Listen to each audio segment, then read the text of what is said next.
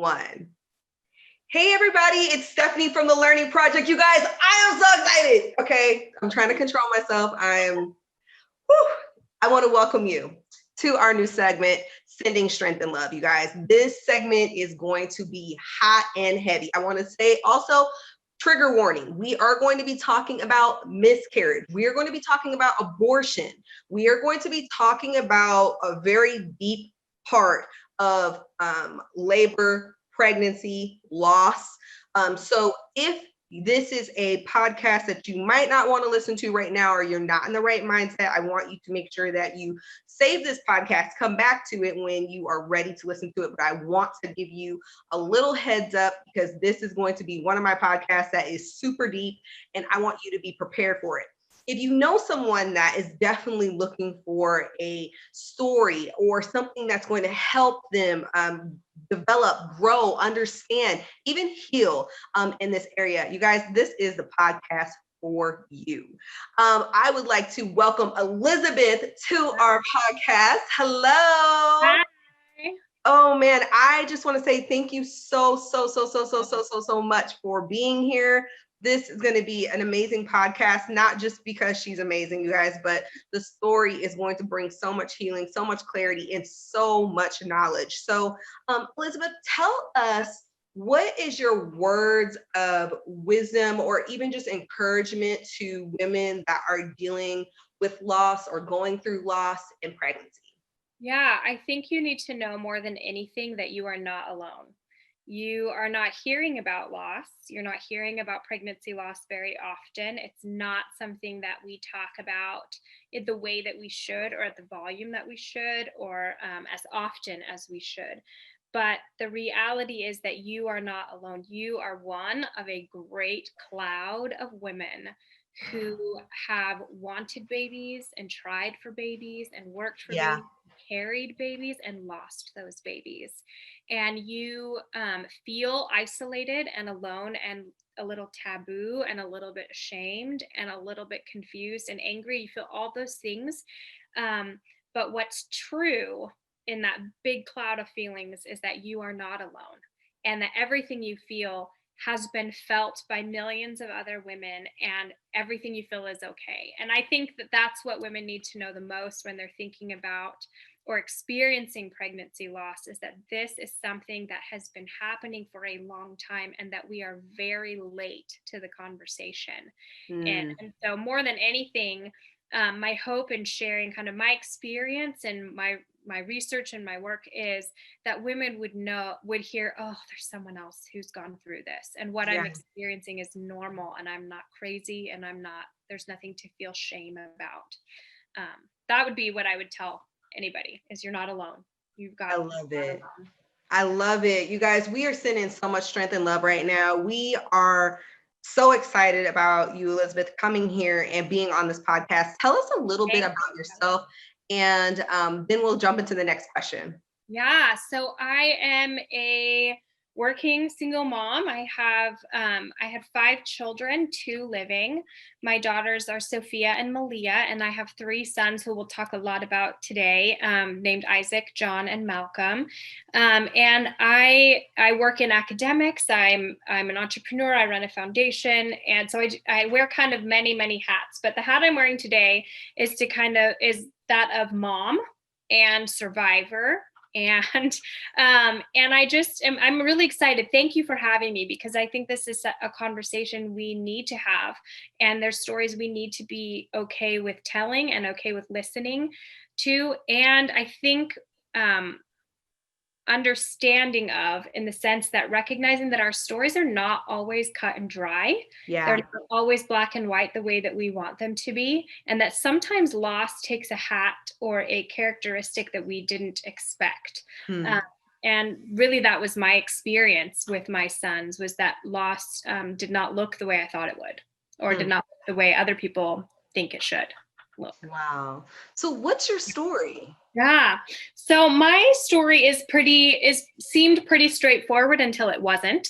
I got married right out of graduate school, and about 2 years in, decided we wanted to start a family. It took us about a year to get pregnant, and I got pregnant spontaneously with twins right off the bat. And being my first pregnancy, I did not really know what to expect, and so I was the fact that I was incredibly sick throughout my pregnancy, I thought was probably kind of normal. Sometimes pregnancy is just really hard. Mm-hmm. Um, but at 20 weeks, everything seemed to be going fine. I'd gone to my appointments. I was taking all my prenatals. I was doing all the things. Went in for my 20-week ultrasound, which is the exciting one. This is when you're going to find out, what you're having, boy or girl. And went in and found out, surprise, it's twins. And we were shocked and surprised and a little bit panicked, like, oh my God, a crib was so expensive and now I need two. We just have this panicked moment. And within about an hour of a very long ultrasound, and they were kind of trying to measure and see everything, they ended up sending us upstairs to just talk with our midwife at the time, and just kind of, in what I thought was, renegotiate the plan. All right, well, now that there are two, what does pregnancy look like? What does care look like, et cetera, et cetera. And we sat down with our midwife, and she told us that one of our babies had already passed away, and that they could see some pretty serious problems with the baby who was living. And it was literally like the highest high to the lowest low within 30 minutes. We just were stunned, surprised, shocked, very confused, because they weren't able to tell us much about what was going on with our living baby at the time. Yeah. So I was living in Seattle at the time, so they sent us from the normal hospital over to University of Washington Medical Center, where they sent the really complex cases. And we went through about a week of tests and interviews and genetic testing and ultrasounds and all the things. And we sat down, kind of, once we'd gone through it all, we sat down with our perinatologist, who is a high risk OB. And I was telling you, my most vivid memory of that meeting was that she pulled the Kleenex box away and handed me a hand towel instead. And I remember thinking, oh boy, this isn't good, because I'm not going to cry for a Kleenex. I'm going to need a towel. Yeah. Can I just put a pin in that real quick? Yeah. What you just said, that statement is so powerful. Like, the tissues are not going to do it. I need a towel. Yeah. This is going to be something that is going to change my life forever. It's going to pierce my soul. Yep. When she gave you that towel, what literally went through your mind? Like, what was it? My heart just kind of dropped into my stomach, because I went into pregnancy having very clear beliefs around life and babies and pregnancy. I believed God made life, and that my job was to be a caretaker of that life and to preserve that life at all costs and to protect that life. And all I felt coming at me was a wave of complete lack of control. Something is happening inside my body that I don't know about, that I can't control. I had two babies and I didn't know I had two babies. I had a life that I loved and wanted die in my body before I even knew that he was there. Wow. And it was really overwhelming. And when we had gone through all these appointments, we had tons of people praying for us, lots of thoughts, lots of prayers, lots of reminders. Hey, no matter how disabled your baby is, you've got a community, or, we knew that was a problem, but I never would have thought a terminal problem. The plan was, how do we get enough information to just cope with whatever's coming to us? Right. So when she handed me a towel, I thought, oh boy, it's bad. It's bad. Whatever's happening in my body is bad. Yeah. I need to be ready. Wow. Yeah. Our doctor at the time, what every doctor I have encountered in my journey has been incredibly supportive and helpful. And this was my first experience of a doctor giving a lot of space for me to be autonomous and to have control within a situation I didn't think I would have much control in. But our doctor basically laid out for us what they saw with our living baby, which was a lot of problems. They could not find his stomach, even with some of the most advanced ultrasounding that exists. Wow. They could see that his brain was flooded with fluid. They could see that he had contractured limbs, which means the limbs, feet, and arms were locked into the body. Arms and fingers were, toes and fingers were locked. He had clubbed feet. They couldn't tell either baby's gender at the time, but we found out later it was a boy. And they basically laid out his current state for us and affirmed to us over and over and over that their desire was to help me stay pregnant as long as I wanted to stay pregnant. They laid out the risks involved with that. I was carrying a dead baby. I had been carrying a dead baby. He was measuring around 17 weeks, and this was around 20 weeks. So I'd been carrying a dead baby for almost a month. There were risks involved with that related to sepsis, et cetera, et cetera. And I left with a lot of phone numbers and with this load of information that seemed completely contrary to my ethic, of who I was, And I got in the car. We were driving back over the 520 bridge, and I remember just looking at Joseph, who was, my husband at the time, and saying, I just kept stuttering. I don't know.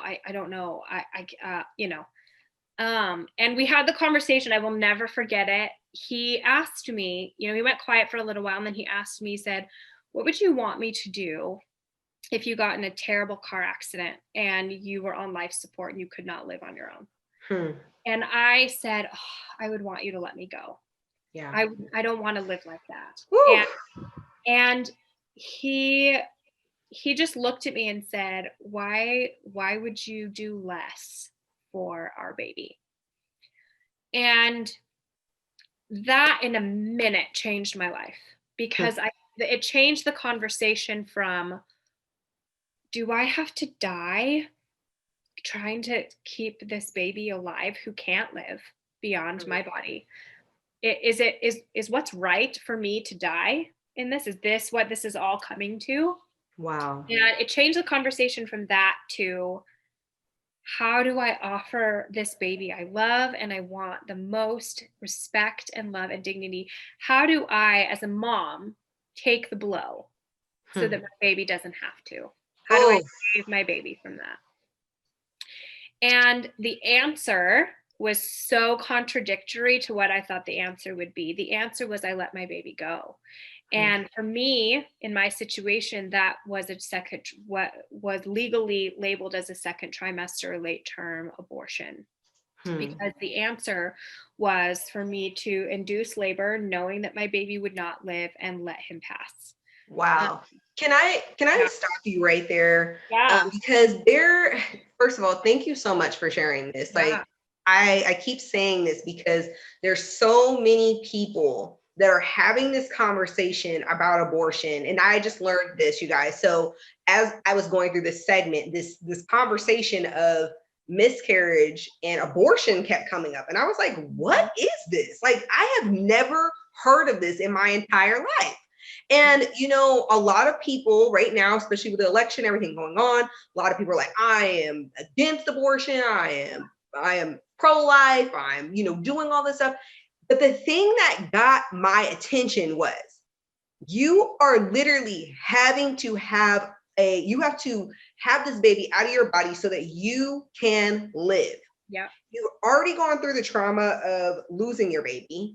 Yep. Now you're having the trauma of labeling this situation that has so many negative connotations to it, that for some people, it literally overtakes them. It makes them literally lose their minds. So, when you made the decision to have this late term abortion, what did it do to your faith? What did it do to your relationship with God? And what does it do to your relationship with your husband at that time? Oh boy. It's really strange when the most pro-life thing you can do is have an abortion, right? Hmm. That'll kick you in the face. I What did it do to my relationship with God? It basically took everything that I thought was very black and white, and I realized it's not. That life Hmm. is so much more nuanced than I thought it was. And that for me, life being black and white kept things very simple. It just kept things predictable and controlled, which Hmm. is how I like it. I like to be in control Me of my too. and right, yeah. And what do I do when something is happening in my body that is outside of my control? And what do I do with the fact that, like I said, the most pro-life, the most honoring to my son's life thing to do is to pull the plug, is to say that asking you to live longer just to appease my moral code is cruel to you. And good mothers are not cruel to their children. No, Good mothers protect their children from absolutely. pain and are willing to take the pain themselves. I think I understood what Jesus did for me on the cross better Hmm. than I did before, because if I read that as Jesus saying, "Look, I don't want you to suffer. I don't want you to be in pain. I'll take the blow." I Hmm. understood that kind of love better. Having to take the blow. I took the shame of abortion. I took the pain of delivery. I took that rather than making my son be born and suffocate on a table or be starved to death, right? I just would have Yeah. rather gone through that. And I think there was something in me that understood that kind of love a little bit better. And I'm not sure I told you this earlier, but I remember it was a couple weeks after I gave birth, and the birth was traumatic and long and really complicated. But I remember a couple weeks later, I was home late one night. Joseph had gone to play basketball. He needed to blow off steam, and I was sitting on my couch just sobbing and sobbing. And I just remember being like, God, what the, like, are you kidding? What did I ever do to you? Yeah. I'm in so much pain. This is so hard. This is so complicated. I feel so much shame because at the time, nobody knew that what I had chosen. I had Wow. told everybody that what I had experienced was a stillbirth because that's how I was experiencing it, and because I was not ready to face the backlash or the questions or the judgment of people who were like, "You did what? We are pro-life. Mm. That's not what Christians do." I was not ready to lose my job. I taught at a Christian university. I was not ready to face the backlash from my family. So I just kind of labeled it as a stillbirth, which was how I experienced it, but was Yeah. not the legal classification. Um, so I was kind of holding all this shame within and just grieving the loss of my son. And all I felt in that moment sitting on my couch, if, as much as you can hear God, I remember just sensing the voice of God saying, "I know, I watched my son die too. This is hard. Hmm. This is painful. I know." And I remember being like, that's what it means for God to be acquainted with our grief, right? That's what Wow. Isaiah prophesied about Jesus, that he would be a man of sorrows, acquainted with our grief. And Yeah. that moment for me was like, oh, you've met this before. Yeah. I'm not alone. Even Yeah. if no other woman is talking about this, like no one else has done this, God watched his son die too. And that really brought some interesting camaraderie to me and Yeah. God, where I thought, okay, you've done this Oh, before. Um, but it took me a couple years to be really forthright with what my experience actually was, which was a late term abortion. And it took a lot of reading and a lot of just wrestling with this notion of how do I, as someone who believes that God created life, who values life, who right. believes that God makes these babies and that these, how do I balance those things with the fact that I'm also pro-choice, and I recognize that this situation is complex and Yes. really hard to navigate. I think I only really kind of came to that space my second bout with the situation. I had, my twins, Isaac and John, we did an autopsy for them. We found out that what caused the complication was something called twin to twin transfusion syndrome, which can be really common with identical twins. We got a lot of reassurance that, look, it's really unlikely to get pregnant with identicals in the first place. So it's really unlikely you're going to experience this. If you want to have more babies, you should absolutely feel free to do that. Yeah. So we did. We had a daughter, another little girl about a little over a year later. Her name is Sophia. She's 9 now, and she's awesome. And then when she was about 2, we said, let's try again. I wanted to be done having babies by 30. That was the goal. It did not happen, but that was the goal. So I got pregnant again and made it through the first trimester. So I thought, hey, I'm in the clear. This is awesome. Baby number 2. Well, I guess in technicality, he was baby number 4, but in my, I was kind of like, all right, 2 living babies is the goal. My doctor was so gracious to me the minute I get pregnant. She's like, yes, we will do an ultrasound so that you're not having twins, so that you don't panic and worry that this will happen again. But it happened to be that, I was pregnant kind of during cold and flu season and got a good bout of pneumonia that caused a cough that just would not end. But I remember I was teaching a graduate class, and so got up one night to teach something. And when I stood up, I coughed really hard and all of a sudden felt like a gush. And I thought, that's not good. I was about 15 weeks pregnant at the time. So I got my students busy. I went to the bathroom, realized I was bleeding pretty heavily. And I called the on-call OB and just said, what do I do? I'm instantly panicked. And, they asked all the questions. Are you cramping? Are you this? No, I'm not. It's just bleeding. And so they said, okay, well, if you start cramping, come in. Otherwise, let's see you tomorrow. So I went in the next day and everything seemed okay. Heartbeat was strong. Baby was growing. Everything other than bleeding, which we couldn't figure out what was causing it, everything seemed okay. So the prognosis was, let's just keep an eye. So I came back in about 2 weeks later, still bleeding. They did another ultrasound and sat down, and my OB sat down with me and said, all right, we need to talk. And I thought, God damn it.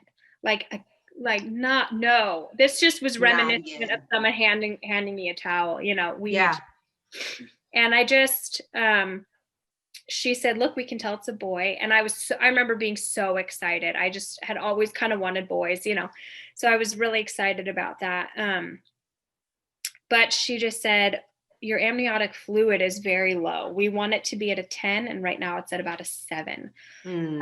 This causes complications with lung development. Amniotic fluid is how your baby learns how to breathe, for example. And we need to keep an eye. And I'm going to transfer you over to our high risk unit. I've already called him. He's waiting for you right now. We know your history. We know what's happened to you. It was a lot of reassurance. And again, it was, our goal is to help you stay pregnant for as long as you want to. There's weird misconception that tends to float through the pro-life community that doctors are like eager beavers for abortion, that they just push you towards an abortion. That has not, in all 4 of my pregnancies, that has not even been reminiscent of my experience at all. I found out later in conversation with my OB that she's like, look, if I could have told you at the time, I know this is going to go downhill. Let's just deliver you and spare you from it. I would have. She said, but that's not my job. My job is to lay out what's happening and support you in whatever choice you want to make, to empower you in a situation that's out of your control to have as much control as you can. I love that. Yeah. I love that. That's so good. Like what you're talking about, being able to have a connection with your doctor, have that partnership, that is what it should look like. And I think a lot of times when women do not have that, you don't know what it looks like. I mean, I literally had just shared with everybody, I literally just found an OB that I absolutely love. But it's taken me so long, I've been trying to, try this doctor, try that doctor. And when you don't have somebody that you really feel is petitioning for you and is really got your back, that it puts you on edge. It makes you feel unsure. It makes you feel insecure. I mean, it really puts you in an awkward place, especially when you don't even have support Right. for someone to say, hey, I've been through this. I know what you need to do. Go here, do Yep. this, and not have that guidance. Yeah. I also think, and this is the part where I feel like, as a white woman, I have to be really just honest about in recognizing that part of the reason I had the experience that I did with my doctors, with the medical community, is because I am a white woman. And Hmm. I am believed. There's so much data that shows us implicit bias within the medical community. Yeah. But as a white woman, when I say something's wrong with my body, something doesn't feel right, I am taken more seriously than women of color. Yeah. And that is something that we have to own. We have got to say that that is happening. We have to be honest that that is happening. And that the Yes. reason I survived what I survived, part of the reason is because the medical community takes me more seriously than Yeah. it takes women of color. And until we are honest about that, until we say there is implicit bias, there is sometimes unintentional bias and sometimes intentional bias. And until we call that what it is, are honest about it and begin advocating for one another. So for me, that means using my privilege to advocate for the privilege Yes. of others. Till we're honest about that, we're not going to make any headway here. Yeah. And I just feel like that's something that we have to name, that Yep. we have to label, and we have to be honest about. Because Absolutely. I did have wonderful doctors. I had fantastic experience, in the worst situation. I had the best care in the worst situation. Um, So true. yeah. So true. And like even before we got on the podcast, I was sharing with Elizabeth, and I think there is a podcast by Brittany. She talks about having a miscarriage at 6 months. And her experience, if you listen to her experience and you listen to Elizabeth's experience, it's very different. Right. And I remember I was telling Elizabeth before I got on the podcast, there was a time when I had one of my miscarriages. I was in Georgia. I'll never forget it. It was around Mhm. Christmas. And I knew something was wrong with my body. Like I had got a slight positive, and I was just like, okay, I'm going to go to the doctor and they're going to help me and it's going to be fine. And I get to the doctor's office and I tell them like, hey, I got a slight positive. They give me a P test. They're like, you're not pregnant. So I typically would have chemical miscarriages, like usually that's like the Yeah. first week where you basically would lose the baby. And I remember going in my car and just screaming, I mean like shaking and just about to throw up because I'm Yeah. feeling all of this craziness, having this chemical miscarriage. And I just wanted someone to say, hey, let's go and do some tests to see what's going on. Like, what if it wouldn't have been a miscarriage? What if it would have been something else? Like, Right. what is wrong with you? What are you feeling and what's going on with you?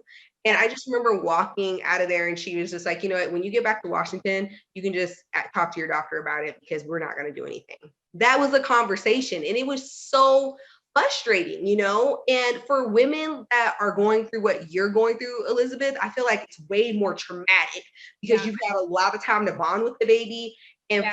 for people not to take people serious and to listen to what they're saying, it just sends you into a whole nother level of hysteria. Yeah. And then also, I talk a lot about us learning to not trust our bodies. You know what I Yeah. mean? And really tell ourselves a story that isn't true, but Mhm. because of what we've gone through and how we have this relationship with our body, we're not in tune Yeah. with it. Yeah.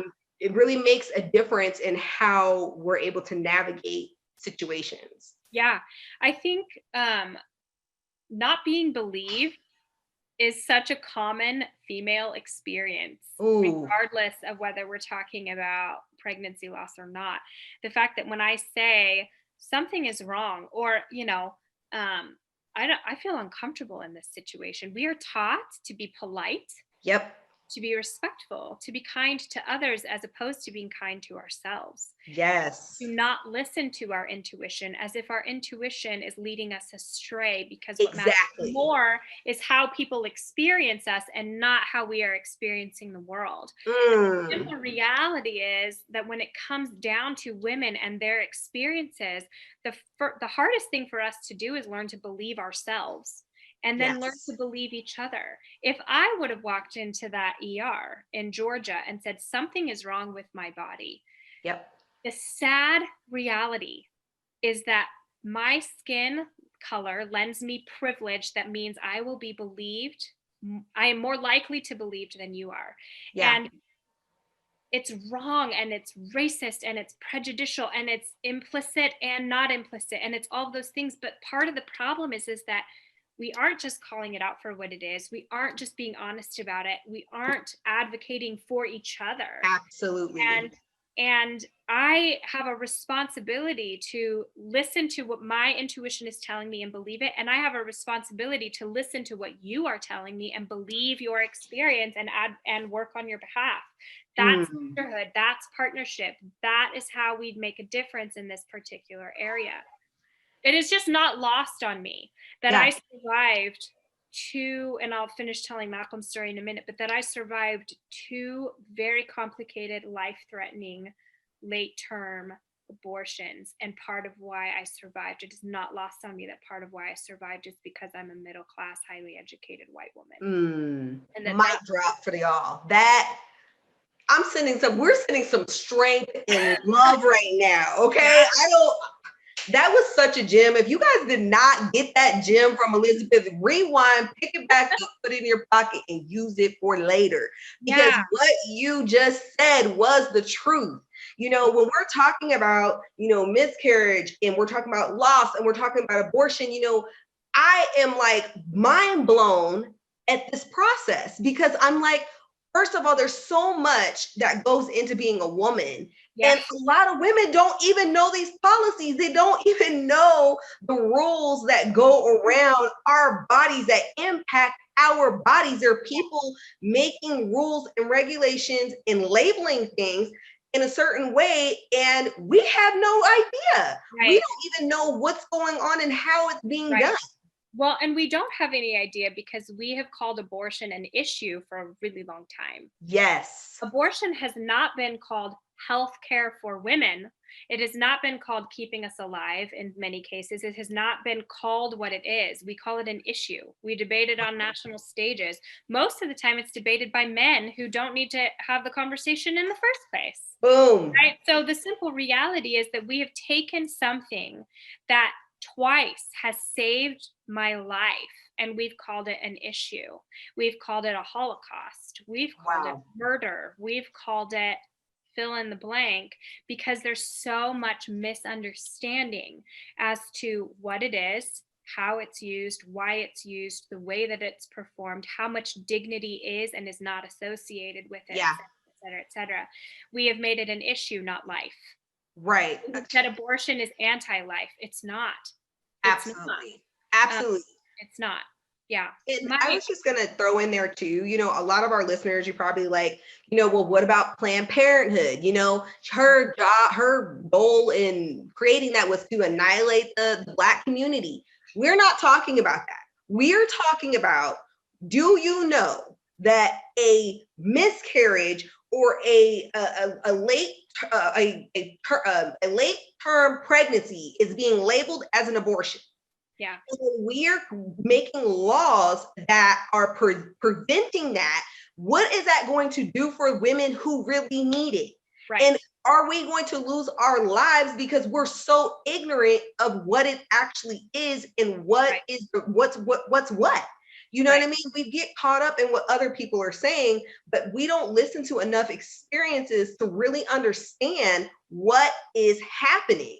And what happened to you, Elisabeth, it's mind-blowing to me, and my heart goes out to you. And I'm thinking about that process and thinking about how you even got through it, and for you had lots of support. But what about the women that don't have any support? Right. They're doing this alone. Yeah. it can break a person down mentally, physically, spiritually. I Yeah. talk about in my journey of infertility, like I could not even put God in my journey with that, because Right. every single time I would try to put them together, if there was any loss or anything like that, I would take it so hard, Mhm. because one, I had never really met anybody else that was going through what I went through, and we were able to talk about it. So I felt like the odd man out. And exactly what you were talking about earlier, Elizabeth, is like when you were going through this, you were like, I'm like, there's so much shame. Yeah. And women know, we know what's going to bring us shame, and Yeah. we know what's going to ostracize us, because Yeah. we're groomed like that from Yep. little girls. Yep. So, it's just one of those things. The story is so powerful. You guys, if you know someone that needs to hear this, send this podcast to them, Mhm. because this is not just healing for your mind, your soul, your spirit.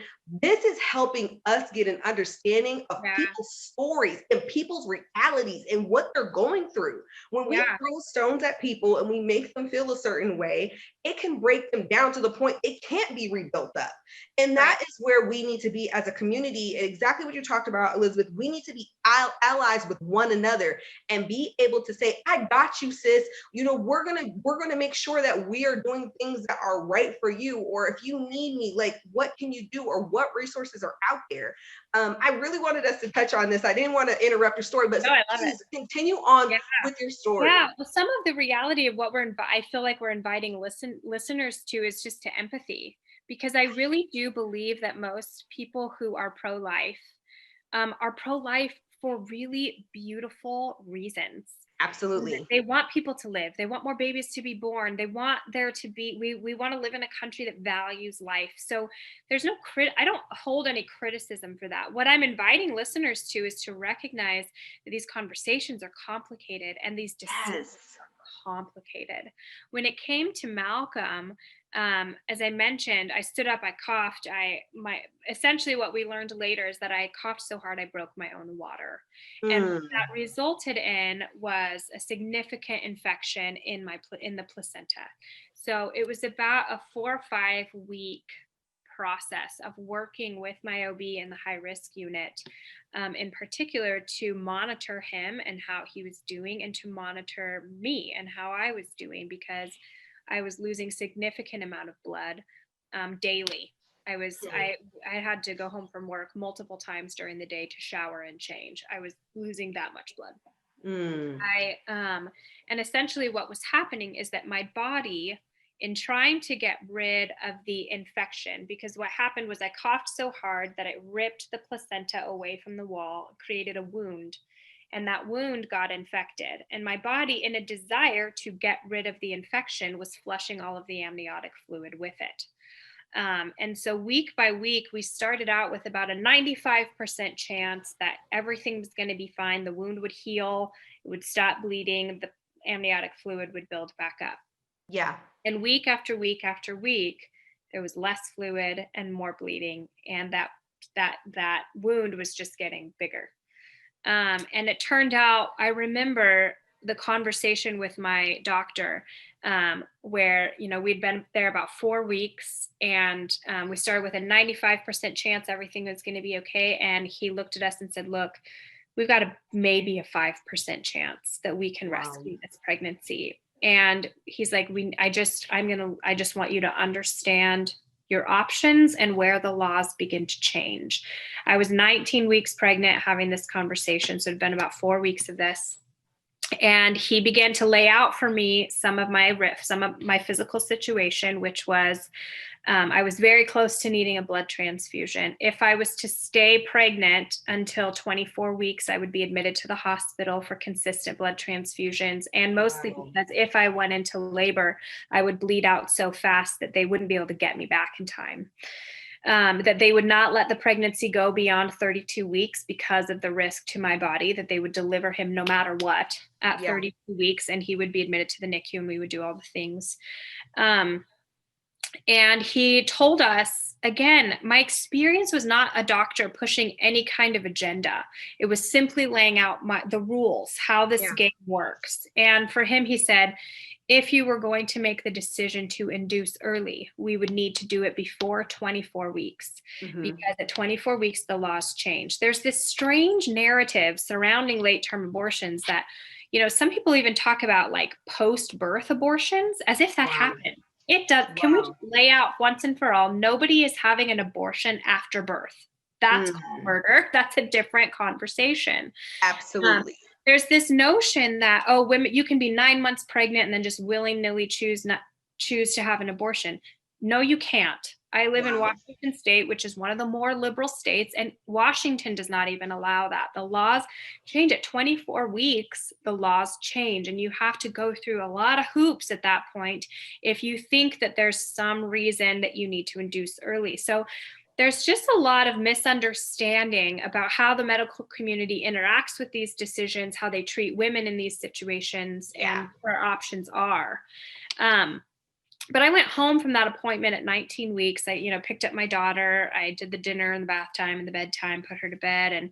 And Joseph went out. I forgot where he went at the time, but I remember just leaning against my bed and my prayer being, God, just please don't make me choose. I can't. I've already done this once. I've already had to make a really hard choice once. I feel still so much shame and anguish over it, even though I know I made the right decision. There's just still so much, there's just a lot to it, Yeah. And I just remember praying, like, if you're going to take him, just take him, make it really obvious. If you're not, then make that obvious too. Like, just make the choice for me, because this is too heavy for too me. much. Yeah. And about a week later, I was again still teaching because I teach a lot. But I came home, went to bed about 10 o'clock at night, woke up at about 5 in the morning with blood everywhere and very consistent contractions. I spent about 2 hours trying to get the contractions to stop before I woke Joseph up and said, I think we need to go, and called the doctor. Everybody met us there. And the minute that ultrasound touched my belly, I was like, we're done. It's at the end, because I could not, even I could see there was no amniotic fluid left. There was nothing left for him. And so our doctor said, look, the only option is whether we deliver you tonight or tomorrow. So they did blood tests and all these things to see how I was doing. I was wanting to wait till the next day so that I could be with my OB. It turned out that the infection was so severe, my white blood cell count was just through the roof, and they called, kind of panicked, like, oh my God, get back here right now. So we went in at about 3 o'clock in the afternoon, and Malcolm was born about 10:30 at night. I was put on IV antibiotics immediately. I was very well cared for. And I got to spend about 4 hours holding my baby. And again, it's so interesting. The picture of abortion that we are sold is that it's women who don't want their babies and we just throw them in the trash, or we make vaccines out of aborted beetles, right? There's these weird things. They would never picture me holding my tiny baby boy who looked just like his big sister, who had kind of been sucking his thumb, this beautiful baby on my chest for 4 hours. That's not the picture of late-term abortion we are sold. But that was my experience of late-term abortion, was a baby I loved, a baby I prayed for, a baby I wanted, a baby I miss, a baby I have his little beautiful heart-shaped urn that's still on my dresser, and I have a mold of his feet, right? That's not what we are sold when we are told about the horrors of the Holocaust of abortion. And I just, it took me it took me a few years to kind of come out with, look, yes, my experience of losing my sons, it felt like a stillbirth. It felt like they were taken from me. But what actually happened was I made really hard decisions I chose not to die to try to save babies who couldn't live. I decided that was not honoring to them. It was not honoring to the God who made them. It was not honoring to the God who made me. It's not honoring to the God who made my daughter, who deserved to have her mother. Um, Yeah. and I made really, really hard decisions, and I no longer feel ashamed of those choices, because I did what was loving, even though it was hard, Yeah. even though it was painful. Yeah. And I want us to recognize that when we talk about abortion, whether we're talking about, it's funny, I tell my story and people go, "Oh, but we're not talking about you." And I want to be like, yes, Yes. yes, you are. Maybe you Yeah. don't mean to be lumping me into that group, but yes, you are. Yeah. I recognize that people run to their camps, pro-life, pro-choice. I find myself in this kind of third way where I am pro-choice with a pro-life ethic. In other words, I believe that abortion should be safe, legal, and rare, because I recognize that the situations that demand it from a medical perspective are really nuanced and complicated, and that the only people with the information to make those decisions are the woman and her doctor. Mm. I recognize that abortions that happen on demand, the ones that happen most frequently in terms of early pregnancies, women who say, I am not equipped to have a baby right now, Yeah. recognize that those decisions are not made lightly, that they are complicated and painful, that they Yeah. were a result of a society that has made pregnancy shameful, adoption shameful, abortion shameful, our women's bodies are shameful, sex is Yes. shameful. All of it is cloaked in shame. What's left for women? What's left after that much Yeah. shame? Yeah. It's so much shame, and it's a $1 million industry. Right. Let's make money off of, the things we shame you about. Right. So in my mind, do I wrestle with abortion being used as birth control? As some people say, yeah, I wrestle with that. I struggle with the ethic of that. But to me, I recognize that I am more effective in reducing the number of those abortions when I look at why women are having them, which Yeah. is healthcare, childcare. My job will fire me. I can't afford this. I might die if I get pregnant again. I got pregnant from rape. I don't want to pretend that I have any insight into what it feels like to be pregnant from rape. I don't know Right. what it feels like. Right. I'm not going to judge a woman, because I think that God knows how scary it is to be us. I think there's Absolutely. grace for the gray. I think there's Absolutely. mercy for gray things. And I Yes. just think that we are better served, and we better serve each other when we recognize nuance and complication, and we empower women to have what they need to be healthy and safe. And the reality is that we need abortion in order to be healthy and safe. Abortion is not an issue. Abortion is the lives of women. When we say abortion is healthcare, it's because it's healthcare. It's Hmm. because I would not be alive without it. It's No. because this little human wouldn't exist if I had her. She was my fifth baby. She was super complicated pregnancy, but she wouldn't exist Yeah. without what options I had legally and safely, without a medical team who supported me and kept me safe, who laid out my options for me. And I just think that um, we don't often include abortions in discussions around pregnancy loss, but I think we Yeah. should. I think we Yeah. should. You said this so beautifully, you guys. Elizabeth, you were just like, I'm telling you guys, if you guys are not getting something from this, I need you to watch this and listen to this at a whole different time, because this is a different perspective. And I think that's what the issue is. Even with our world today, we need to be able to listen to different perspectives. And maybe you don't agree with it. Maybe you're like, you know what? I don't really Yeah. agree with that. Yeah. But at least you heard a different point of view. So you can really be like, oh my gosh, this could be my daughter. This could be my granddaughter. This Right. could be me. And Right. if it's me or my granddaughter, what am I going to do? Do I Yeah. want to lose my child, or do I want to lose my mother or lose my sister Right. because of this? Like, Right. it's not a easy conversation. One of the things I kept saying was, why is this labeled abortion? Why is this not labeled something completely different? Why is it not on its own? Why, and I started thinking about brands, and I started thinking about numbers, and I started thinking about money. You know what I mean? I'm like, when we talk about, infertility, miscarriage, all these different things, that is a big dollar, $1 billion business. You know what I mean? They're talking about, it's such on the rise right now. They're going to be talking about so much about the commonality of people having miscarriages and having problems with getting pregnant. Right. The number of people that are dealing with infertility right now, I believe it's like 1 in 4. It's pretty high. Right. Or they'll deal with infertility, should I say, in some period of their time in their life. So sometimes people think infertility comes with your first child. Sometimes it can come with your second or third or your fourth. It comes very in different spurts for different people.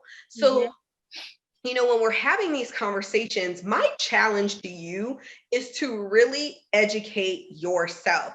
And Elisabeth, I know we might be jumping a little bit here, but you're writing a book right now. And I want to put that buzz clip in right now because I think that what you're talking about and what you've experienced is there needs to be something for people to connect with and something for people to refer to. So can you tell us a little bit about what's in your book? So I published a little bit about my experience, mostly as a call and an invitation for women to tell their stories, because it's pregnancy loss, abortion, miscarriage, all those things are not things that we talk about a lot. They're uncomfortable, they're taboo, there's again so much shame associated with it. But telling our stories leads to two things. One, it gives us the space for our words to continue pregnancies that our bodies couldn't. When we remember out loud, when we say names, when we tell stories, for me, my boys live in my words. Everyone is going to remember them because I talk about them. And that really is something that's important to me. I want space for their lives to matter and to make a difference. And I feel as their mom, the responsibility, because they can't make their own lives matter. The only one who can is me. And I want to do that. There's also too, the reality that supporting women and treating women through counseling, through medication, through the medical community, we only have enough data to know how to support these women if we start telling enough stories and we start to see what's common in those stories. So some of what I published has a little bit to do with just inviting women out of silence and into community, because this community exists and it's not a community any of us would have chosen for ourselves. But thank God we can be open arms for one another. And then so I've published a little bit about that. What I'm writing will continue with that.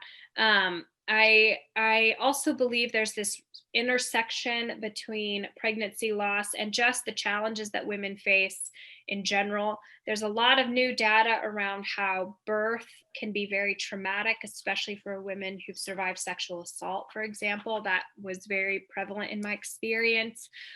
There's data around how we support whole families. There's data around we touched on this earlier, but the experiences that white women have versus the experiences that women of color have.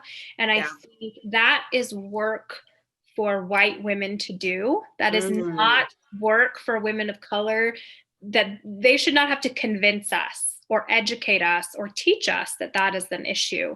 That's what we need to do. We need to have those conversations so that we can better use the privilege we have to elevate the voices and the stories of women of color. So some of the work I do, a good friend and I just launched a foundation called the Rosemary Foundation for Maternal Care, which is all about making doula care available to women.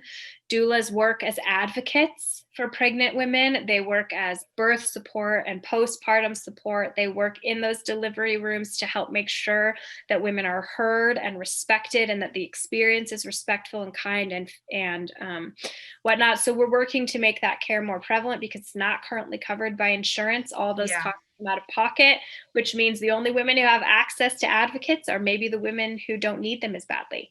We want to make that advocacy more available. So I'm working, I've got a lot of irons in the fire as far as this goes, but it's really important to me that we hear one another, and that when, I want people to stop and think before they share memes. Hmm. Um, when you see pictures of aborted babies, I want you to stop for a minute and realize no one's taking pictures of aborted babies. Those are Hmm. stillborn babies. Those pictures Hmm. have been stolen and are being used Wow. by people with political agendas. I had a good friend whose baby was stillborn, whose picture of her baby got used in an anti-abortion ad, and she was devastated. Oh my word. Devastated. Why? Of course, she was devastated. We need to be more cognizant of of how we talk about women. That maybe we Yeah, should stop talking about women and let women speak for themselves and listen. that's it. And so I want to spearhead that initiative. I want to listen to the experiences of women.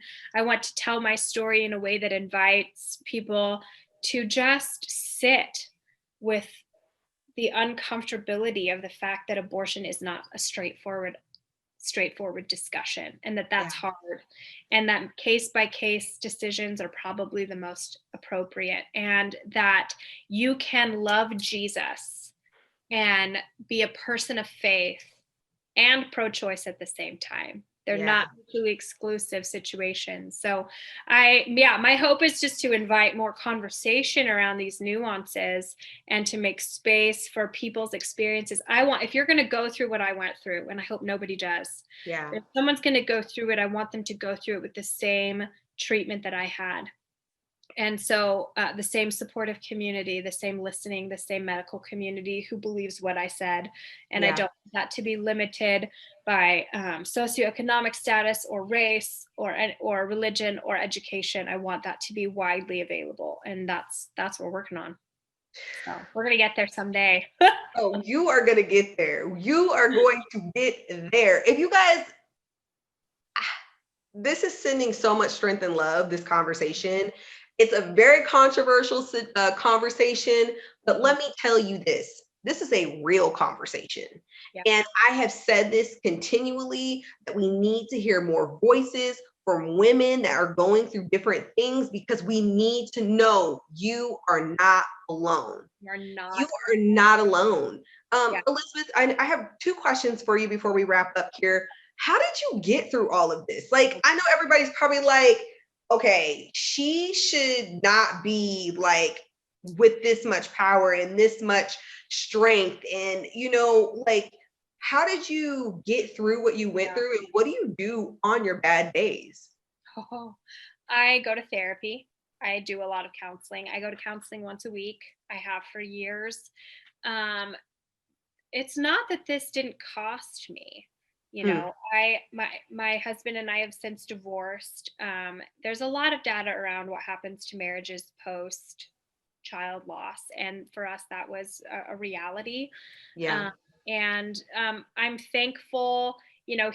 He helped me through a lot of those situations, and I have a lot of respect for my ex-husband. We get along fine. We have two daughters. We're committed to raising them well.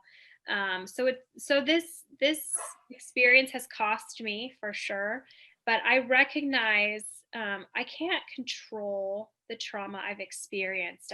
This isn't something I chose for myself, Hmm. but I have control over over managing it. Hmm. Just like someone doesn't choose diabetes, but they have the responsibility to manage it. Yeah.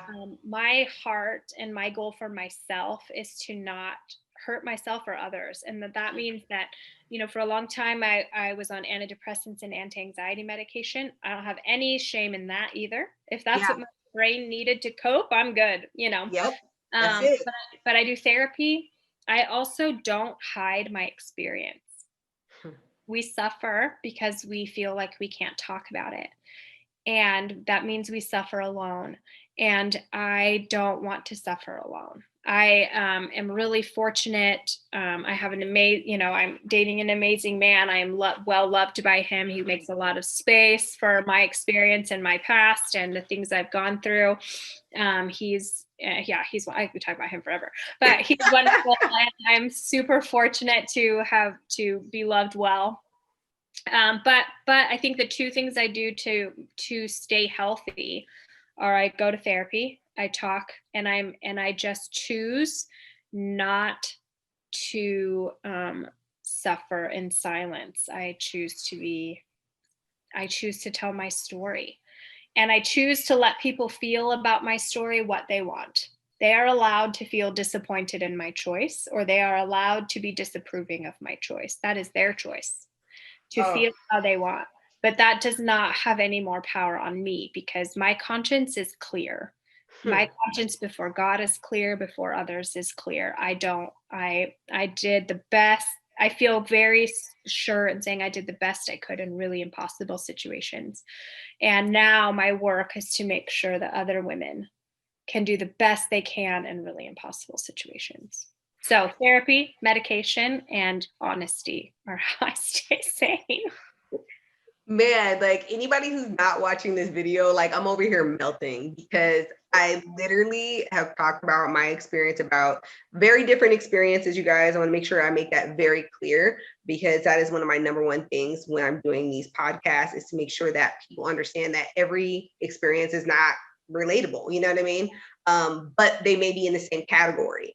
Yeah. So, and so one of the things that I did for so long was hide my infertility.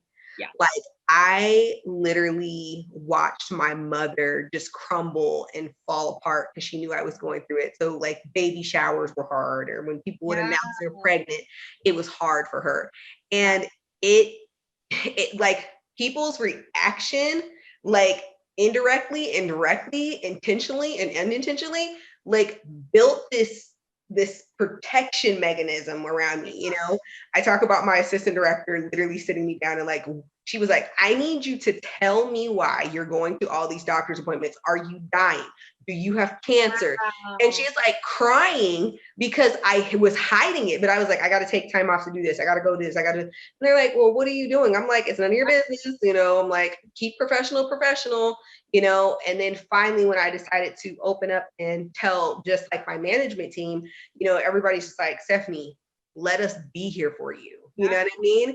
And it's so hard when you're trying to hide it and you're trying to mask it because you have a certain face or persona. I love being in control like you. I like I like looking to get like presentable, put together. And there were days that, I would wake up in the morning, I would be a hot mess and I would just put as much makeup I could as possible, get my nice clothes on, go to work, come home, and just be a hot mess and destructive and all kinds of stuff. Yeah. And sometimes you just need someone to tell you that you are not your ability to get pregnant or to stay pregnant. There it is. Not that. There it is. You are you. You are you made by God, worthy of love and belonging, whether you are pregnant or not. Absolutely. Whether you stay pregnant or not, right? I love it. And the more that the more that we destigmatize it, especially as women of faith, and say you are not pregnant, you are not only valuable if you can reproduce. And the more we just make space for each other to struggle. Yeah. And just instead of sympathizing, which sympathy requires distance, God, I feel really bad for you. That just really Yeah. if we practice empathy, this notion of maybe I haven't experienced what you have, but I can be with you in this experience. I can sit with you. I can love you. I can tell you that what you're experiencing is so shitty. And I can validate that for you. And I can be with you in pain. That's what we need as women, is for someone to just say, you are not alone. You are not alone. You are loved. You are valued. You are cared for. You are loved and valued and worthy and cared for, no matter how many abortions you've had, no matter how many miscarriages you've had, no matter if you don't ever want to be pregnant. There's nothing wrong with you if you don't want to be a mom. Yeah. That's okay. Right? There's no, like, if we can just make space for people to be valued by us and by God, regardless of how their body works or doesn't, that's healing. And the only way we get there is by saying, this is my experience. This is what I'm dealing with. You feel about it how you want. You're allowed to have your feelings, but I'm not going to give them control over my willingness to tell my story. I'm not going to give you say over what I share, right? We need to do that for each other. You guys, I am blown right now. That was such a gem, because what exactly you said was making space.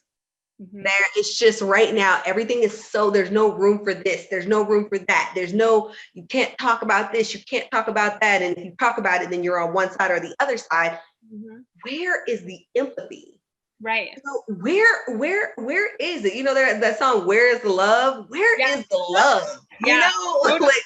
Well, and it's also okay for you to decide that some people are not safe for you to tell your story. I don't discuss I don't have this conversation about with everybody. Boys. I specifically don't have it with my mom, and I love my mom. She has very specific beliefs. We differ in our beliefs about these things. She is allowed to have her beliefs. I'm allowed to have mine. And I just draw a boundary that just says, I'm not going to let your beliefs hurt me. Right. I just choose not to have the conversation with her. And that's okay. Yeah. It is okay for you to decide who is worthy of your story and who's not. Wow. You are not obligated to share, but you are welcome to share. I just think there's some balance. There's a tightrope there to walk. Absolutely. Absolutely. Elisabeth, before we end this podcast, what's the one last thing that you want our listeners to hear from you? Brene Brown says it so well. You are worthy of love and belonging, as you are, who you are, what you've gone through. And I want women who have had abortions and who feel like they can't ever tell anybody to know that you are loved and worthy. You are worthy of belonging. You belong in this community of women, and you are accepted and not judged, because we recognize that none of us know how scary it is to be you. And there's space for you to feel afraid and to have made decisions for yourself that you felt were best. That there's space for that. And we can let those decisions be what they are. I want women who've had miscarriages or who continue to have miscarriages or who struggle with fertility to hear that your worthiness is not dependent on your ability to get or stay pregnant.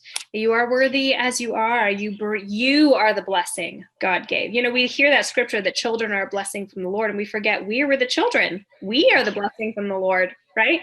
Yeah. You are the blessing from the Lord. And I do, I want, for those who are saying, I'm tired, I don't want to go on this journey anymore, that's okay. And for those of you who are like, hey, I'm going to go for round 27 of IVF or IUI, you go, girl, we're with you. We've got your back. Like whatever you are on the journey is okay. And women who don't want to have babies, that's okay. You're not weird. Women who want to adopt, that's okay. You're not weird. I want women to hear you are worthy of love and belonging, regardless of what motherhood does or doesn't look like for you, regardless of what pregnancy does or doesn't look like for you, regardless of how you feel about these issues or not, you're still worthy. And I just want women to hear there's so much space for you and your experience and your story, and that you don't need to hide, because there's space for you.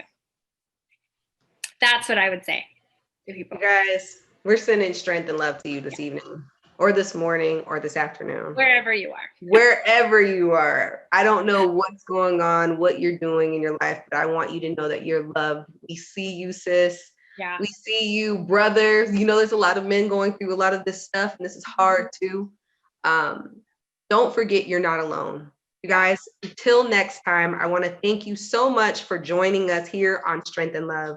But before we go, Elisabeth, if people want to contact you and connect with you, where can they go to find you? Yeah, so you can connect with our foundation at rosemaryfoundation.com.